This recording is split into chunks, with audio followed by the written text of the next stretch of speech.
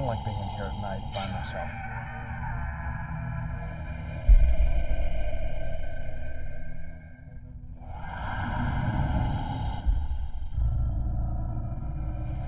If there are ghosts anywhere, they would be here.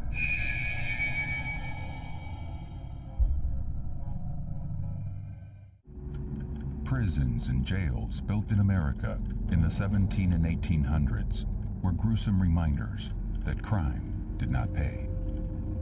In a time when deplorable living conditions walked hand in hand with death and personal tragedy, these institutions of punishment were truly terrifying places that assuredly left deep psychic fissures in this world and the next.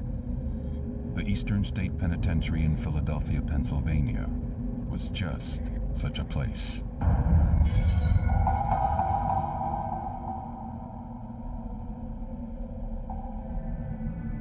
Most prisons before Eastern State was constructed were large open holding cells, and they would put everybody in together. They'd put adults in with children, men in with women, and all types of criminals. So petty thieves would be locked in with murderers, all packed into these large open holding cells.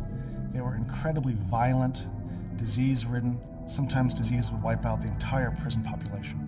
There was very little sense that people would be better after they were released. In response to these wretched conditions, a new type of prison was planned. Built on an elevated cherry orchard just outside Philadelphia, the Eastern State Penitentiary was supposed to be a new and humane way to house prisoners. But in fact, it turned out to be a place of solitude and misery. In the early years, prisoners at Eastern State lived in extreme isolation. They woke up in their cells, spent 23 hours a day in their cell, went to bed in their cell, and knew almost nothing aside from this small white room. Typical sentence was about 2 years. Inmates were given some kind of simple work to do in their cells and given nothing to read except for the Bible. The majority of them were illiterate anyway. And so, in the early decades of the prison's use, the experience of an inmate would be about surviving isolation, day in, day out for years at a time with almost no human contact. Spending years in strict isolation can drive a person insane. Prisoners were housed in small individual cells with no windows and shortened doorways, specifically designed to humiliate an inmate. The only light source in the room came from a single hole cut in the ceiling of the cell, called the Eye of God. The prison cells at Eastern State were designed like small chapels. They have a high arched ceiling and blank white walls, and the only light comes in from above, and they call it the Eye of God. And so when you're in there, you look up and all you see is this little circle of daylight looking down, and it does look a little bit like an eye. And it's meant to create the impression that you're always being watched, and that even though there's no windows in the room, God is looking down at you through this little point, this little eye above. It's spooky. The key to the success of Eastern State Penitentiary was the complete isolation of its inmate population. As a matter of practice, prisoners were hooded whenever they were outside their cells. Cells were built with soundproof walls in order to keep the prisoners from fraternizing with each other.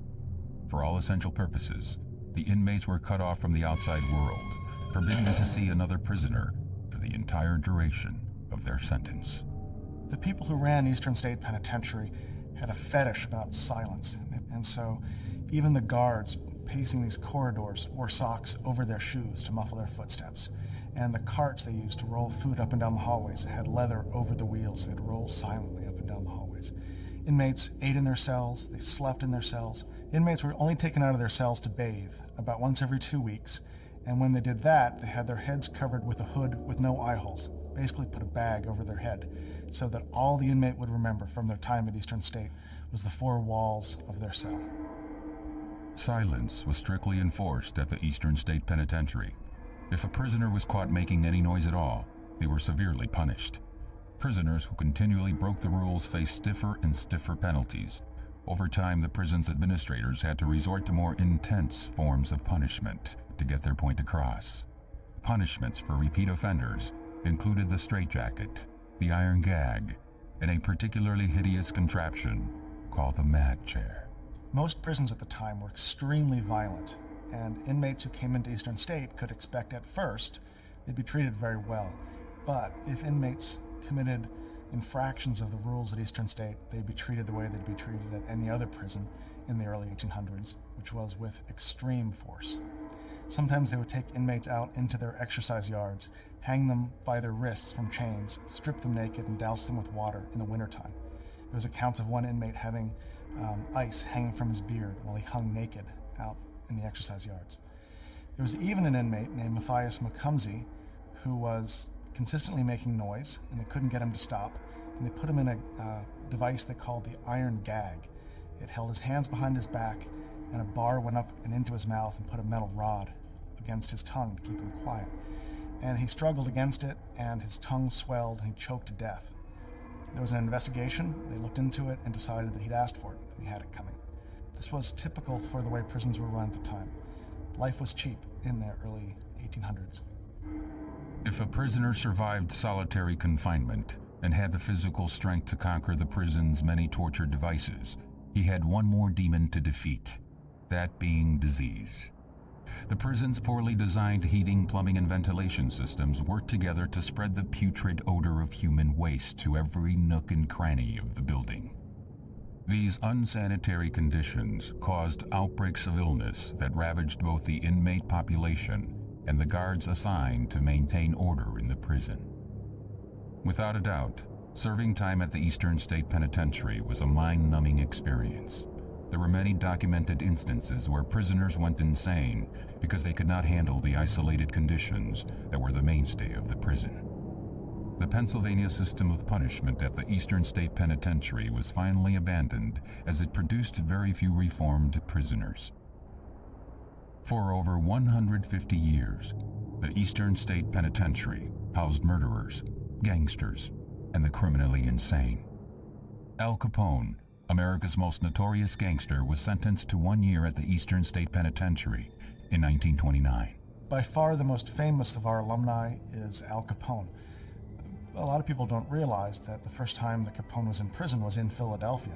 He was traveling from Atlantic City back to his home in Chicago, and Philadelphia police stopped him while he was in town and searched him and found that Capone was carrying a .38 caliber revolver, and it was loaded. The courts in Philadelphia wanted to make an example out of this famous Chicago gangster, and so they gave him the maximum sentence, which was 1 year in prison. Ironically, though, they sent him up here to Eastern State Penitentiary, and while the courts were trying to be harsh with Capone, the Department of Corrections was extremely generous. And so while he lived here, Capone had oriental rugs and oil paintings on the wall of his cell, and he had a cabinet-style radio, which would be fairly high-tech, like having a DVD player now. We've never known why he got such special treatment while he was here. He might have bribed the warden. It might have just been that he was a celebrity.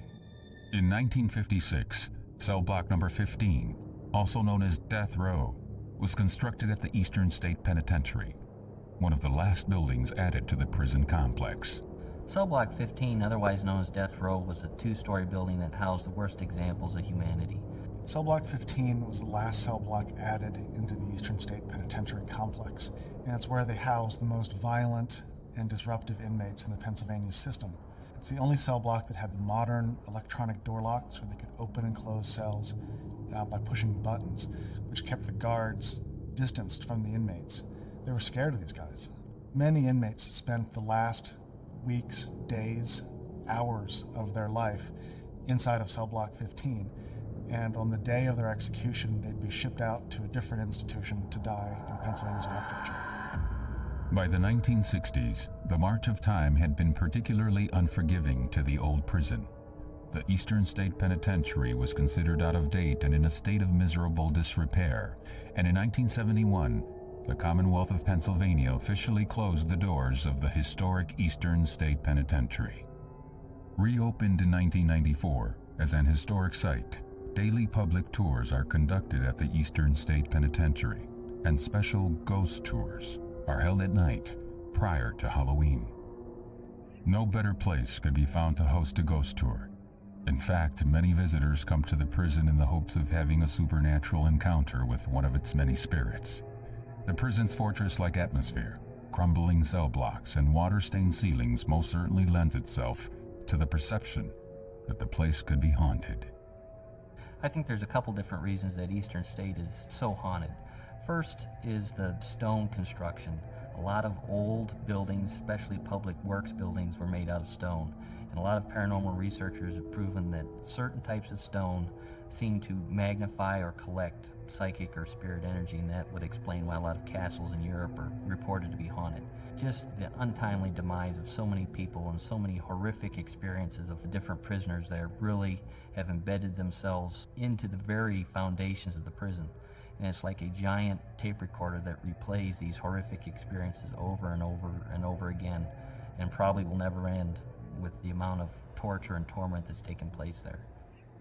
But for those lucky or unlucky few who have experienced something not of this world inside the prison, paranormal ambience definitely does not account for all the things they have encountered there. In September 2001, members of the Philadelphia Ghost Hunters Alliance conducted an investigation at various locations within the main part of the prison. Armed with night vision scopes, digital recorders, and photographic equipment, investigators set out to find evidence that ghosts exist at the Eastern State Penitentiary. Their investigation really focused on cell blocks 5 and 6. Members, initially when they arrived, reported seeing a figure step out of a cell, and it caught one of the members' attention, and they went and investigated further, and as the investigator approached, the figure stepped back in the cell. And when the investigator arrived, they found that the cell was empty. The Philadelphia Ghost Hunters Alliance basically determined after their investigation that the prison really could be haunted based on all the numerous experiences that they dealt with on that particular evening. According to various paranormal researchers, there are several areas in the Eastern State Penitentiary that appear to magnify the spirit energy trapped within its walls. Guards and visitors over the years reported hearing disembodied voices and screams and wails and cries that just seemed to emanate from the deepest bowels of the prison, where no person could actually get to. Ghostly encounters are not limited to the prison building alone. The ghost of a prison guard has been observed numerous times in one of the prison's guard towers. What did the guard witness in the courtyard that tethers his spirit to the prison even in death? No one knows for sure. One of the towers, a guard is seen to keep watch on an empty prison. Why a prison guard would want to be there after they've passed on to the other side, I don't know. But who knows the horrors that this particular guard has seen during his time at the prison. And he's still said to keep watch from his guard tower, watch the inner courtyard of the prison. Probably one of the eeriest stories told about the old deteriorating landmark centers around the terrifying experience of a locksmith who was called into work on several locks inside the prison. When the prison became a historical location, they started doing ghost tours right before Halloween. And a locksmith was called in to work on a couple of the older locks just to facilitate the tour. As the gentleman was working on the locks, he looked down the hall and he saw a person standing there watching him. He had that feeling that somebody or something was watching him. And as he looked at this figure, he noticed that it started to kind of fade. It was solid as you or I, and then it would just kind of turn into like a smoke or just a kind of an outline of a person. And as he watched, he noticed that this smoke started to move down the hall towards him. And he sat there in kind of a stunned silence watching this smoke just kind of creep down the hall, and right before it reached him, it shot up into the ceiling. The locksmith looked up, kind of expecting probably to see an apparition or what have you, or at least to see where the smoke had gone. And instead, he saw numerous glowing cat eyes that were looking down at him, blinking. And in a maniacal voice, he heard the words, "We're watching you." Others have reported seeing human shadows disappearing into walls of solid stone, while others have encountered a vaguely humanoid specter which is said to exude a profound loathing from somewhere inside its wisp-like form. Other volunteers working in the 6th block have reported seeing ghostly figures darting back and forth across corridors and disappearing into rooms. In each instance, no one has been able to identify the source of the strange noises or the wraith-like visitors. Without a doubt, the Eastern State Penitentiary is haunted. There were evil men placed in this prison to keep them away from humanity, and that evil still exists there today. Only now it's just waiting in the shadows, waiting for that unsuspecting visitor to get too close, to finally make or exact its revenge. We've always heard that Eastern State is haunted, and it's hard not to walk around here and feel that people just left, or that there's something happening behind you. But then you look around, you see the way the building's deteriorating, and it's this lost world of just crumbling walls and the skylights throwing the light down, or moonlight at night. And it's very, very spooky. You have to believe that if there are ghosts anywhere, they would be here, because there were so many thousands and thousands of people who lived out the end of their life in this building, trying to get out and not able to do it. The numerous paranormal events encountered by visitors and staff, coupled with the documented incidents reported by ghost investigators at the Eastern State Penitentiary, are proof that sometimes, when a prison is abandoned, the spirits of the men and women who died there linger behind. What lurks in the shadows behind the walls of the old Eastern State Penitentiary? No one knows for sure, but one irrefutable fact seems to go unquestioned. When the prison is silent, and the only noise that can be heard is the howl of the wind through the halls or the groan of a cell door moving by itself, the prison's horrible past creeps out and mingles with the present. Eastern State Penitentiary is just a difficult place to be at night. It's creepy, and we generally keep out of here after sunset.